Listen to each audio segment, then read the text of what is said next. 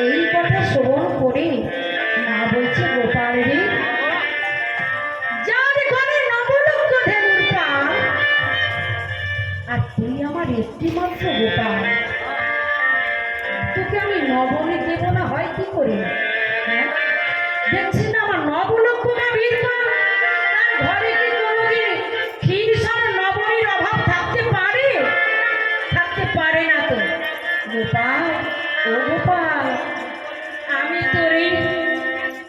তোর এই সখাগণের কাছে শুনলাম তুই নাকি বনে গিয়ে কত নৃত্যকারী, কত নৃত্য। গোপালের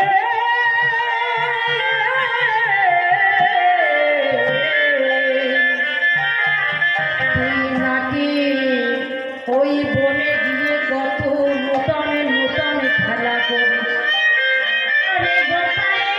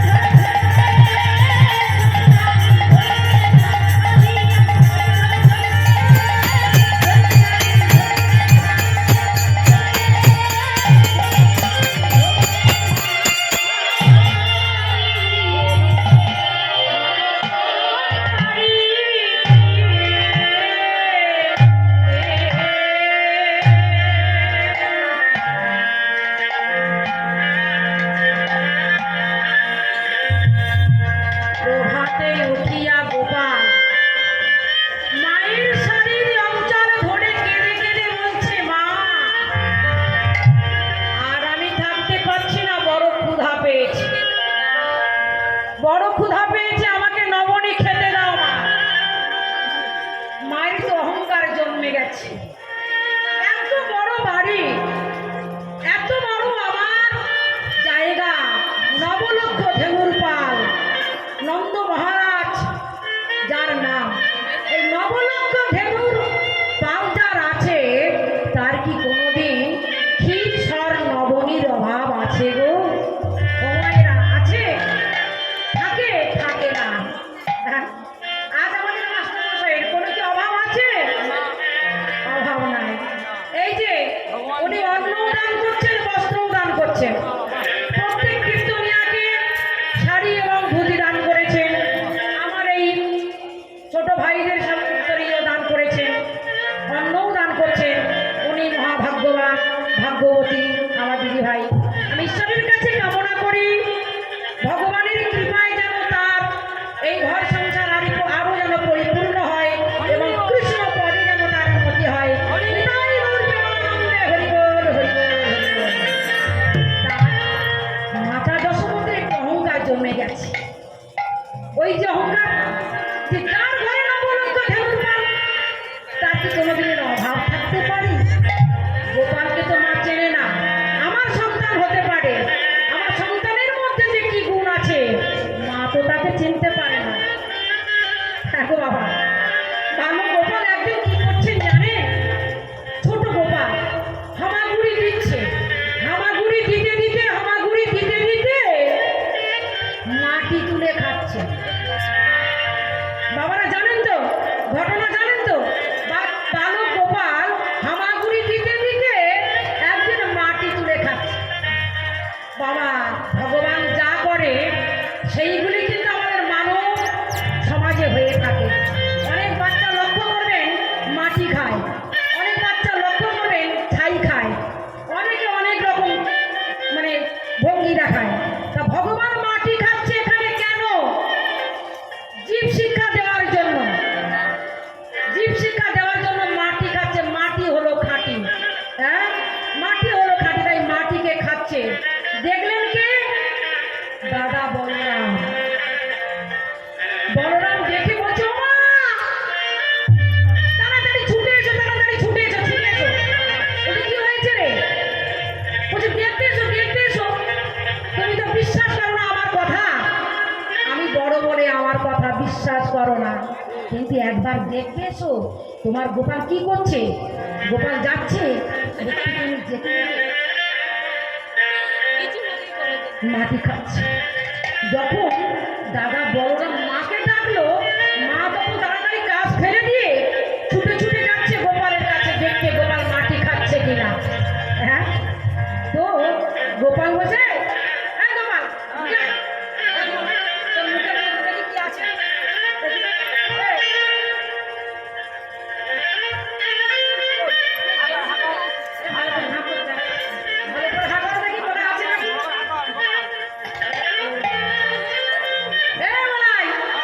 তুই তো বড় মিথ্যে কথা বললি কেন? আমি তো মিথ্যে কথা, আমি দেখতে পাচ্ছি না মাটি নাই। তাড়াতাড়ি গোপাল কি বলছে কি, মাটি ফেলে দিয়ে বলছে, সময় আমি মাটি খাই নাই,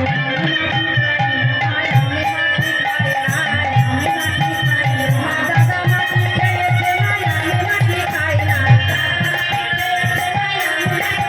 দাদা মাটি খেয়েছে নাই, আমি মাটি খাই নাই। দেখো দেখো দাদা, আমি মাটি খাই নাই,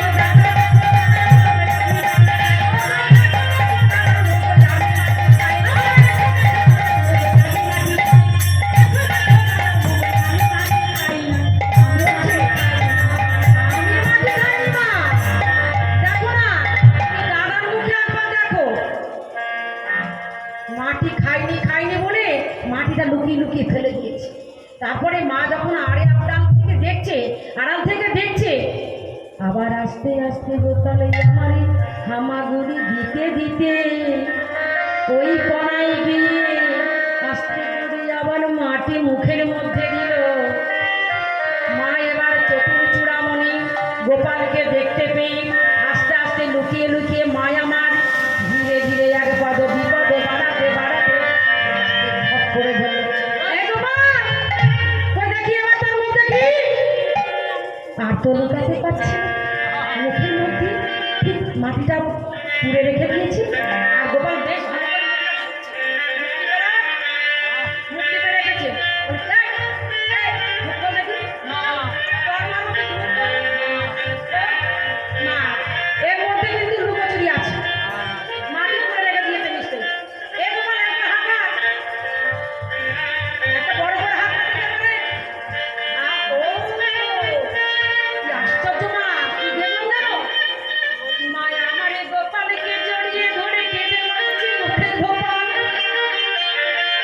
আর মুখের মধ্যে দেখি নামে মাটি নাই, কিন্তু দেখি বিশ্ব ব্রহ্মাণ্ড তোর গহ্বরের মধ্যেই আছি। মা কেঁদে কেঁদে বলছে, গোপাল রে,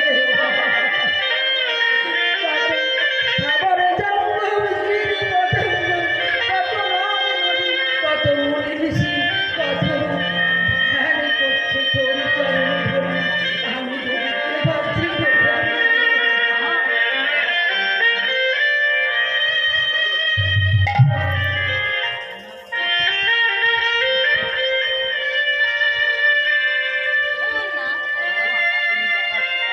গোপালের বদন পানে চিরে যাচ্ছে।